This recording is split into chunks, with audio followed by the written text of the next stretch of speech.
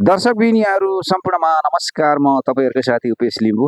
अहिले म यो इलाम जिल्लाको माङसिबुङ गाउँपालिका वडा नम्बर 3 बागमरामा आइपुगेको छु है। यहाँ चाहिँ आज एउटा कृषि बारेका अलिकति कृषि पहिल्यैदेखि गर्दै आउनुभएको कृषि विषयको चाहिँ केही जानकार भएको हाम्रो एकजना दाइ हुनुहुन्छ।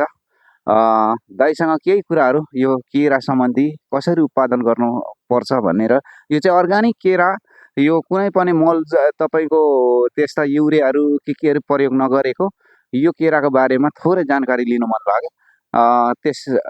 म केही जानकारी उहाँसँग लिइहाल्छु है त। दाइ नमस्ते। नमस्कार। हजुरको नाम भनिदिनु पर्यो। मेरो नाम बगलदोज साम्बा लिम्बू, माङसिबुङ 3। हजुर, यो माङसिबुङमा है। तपाईँलाई यो केरा विषय कति भयो?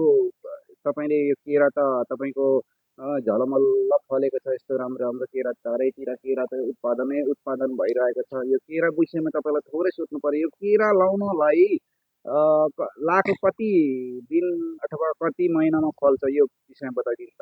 लगभग यो कोला रोपेको यसलाई रोप्दाखेरि एनी टाइम जहिले रोप्दा पनि हुन्छ। रोपेको लगभग 6-7 महिनादेखि दिन थाल्छ। यो केराको नाम के? यो केराको नाम चाहिँ यसको चाहिँ कृषि कोला नै भन्छ है। कृषि कोलै हो यो। कृषि कोला लामो लामो छ। अरू के केरा हुन्छ यो ठाउँमा चाहिँ? यहाँनेरि चिनी चम्पा छ, अनि भटाङ्गे छ, अनि यो झपरी छ, मालभोग छ, अनि झाजी छ, अनि धुस्रेहरू छ। यो चाहिँ अर्ग्यानिक केरा, यसमा चाहिँ कुनै युरिया मलहरू यस्तो केही छैन। माथि उसलाई फललाई पनि केही पनि दबाई हालेको छैन। यो चाहिँ अर्ग्यानिक केरा। यसमा यो कति आमदानी दिन्छ? तपाईँले यो महिनामा कति जस्तो आमदानी थाप्नुहुन्छ यो मजाले गर्यो भने? लगभग मैले यहाँनिर जम्मा भने 200-250 बोट जस्तो रोपेको, 250 बोट त नै थियो, अहिले 300 क्रस हुन्छ। लगभग महिनामा भनेको नभएको पनि 20,000 जति त फ्यालेको दिन्छ। 20,000 चाहिँ तपाईँको महिनामा केराबाट आमदानी दिन्छ। साह्रै राम्रो। हेर्नुहोस् है, केराबाट आमदानी आउनु भनेको, यो ठाउँमा आमदानी आउने भनेको यो केराबाट मात्रै हो कि अरू के होइन? यो केराले के गर्छ भने यो केराले त्यो आमदानी मात्रै होइन, अब गाईलाई पनि त्यसलाई खले काटेर, गाई माउलाई खले काटेर दिँदा नि भयो, सुँगुरलाई त्यो चारो भयो, हो त्यता पनि धेरै स्रोत छ। अनि त्यहाँदेखि त्यो उसको पात सुकेकोहरूलाई भनेको त्यो कुनै सब्जीहरूलाई छप्दाखेरि नि त्यसको नि मलै पनि हुन्छ।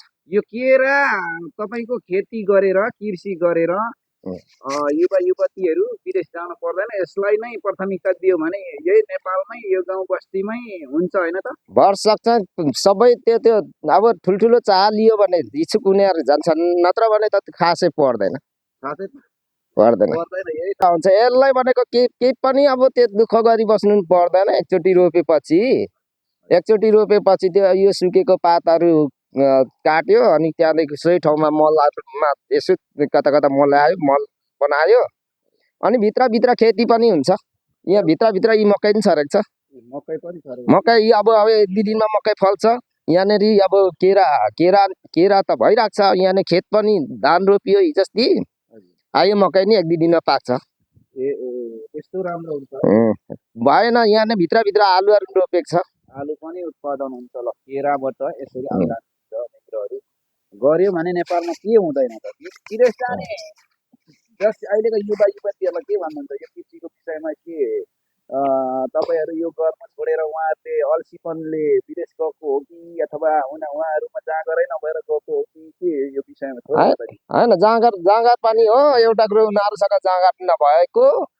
अनि त्यहाँदेखि विदेश जाँदाखेरि धेरै नै कता फलेको त्यतिकै पात टिपेको जस्तो फल्छ होला भनेर त्यस्तो जानेहरू थुप्रै बिग्रेर आएर बसिरहेको छन्। यो ठाउँमा विदेश गएर बिग्रेर आएको मान्छेहरू टन्नै छ। र फेरि पुनः उहाँहरूले यही ठाउँमा के गर्छु भनेर फेरि कृषि अथवा होइन बाख्रा पालन अथवा थुप्रै छ नि त होइन?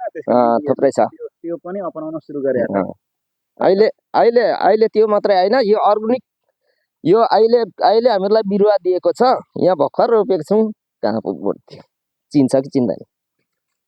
दिन्छ के बिरुवा यो कहाँ थियो मरेछ नि कहाँनिर छ मरिहालेछ त्यो उयो के अरे त्यो उयो खजुर अहिले खजुरको खेती लगभग खजुरको खेती भनेको हामीहरूलाई 3 महिना जस्तो भयो होला बिउ दिएको त्यो 3 महिना दिएको छ कुनै कुनै मर्दैछ कुनै त निकै ठुल्ठुलै भइसकेको छ यो ठाउँमा खजुर पनि हुँदो रहेछ ल अब खजुर पनि हुँदो रहेछ यो ठाउँमा खजुर पनि यहाँ छ त ए खजुरको बोट यो भर्खरै यतिको हुँदैछ रोपेर यो खजुरको बोट है यो खजुरको बोट हो यो कतारमा हुने खाडी मुलुकमा तर उनीहरूले नै कहाँबाट बिउ ल्याएर हामीहरूलाई किस्तामा पैसा तिर्नुपर्ने लगभग यसको भनेको बोटको भनेको 500 रुपियाँ पर्छ है तर उनीहरूले नै हेरिदिन्छ केरा विषयमा केही जानकारी दिनुभयो त्यसको लागि हजुरलाई धेरै धेरै धन्यवाद है त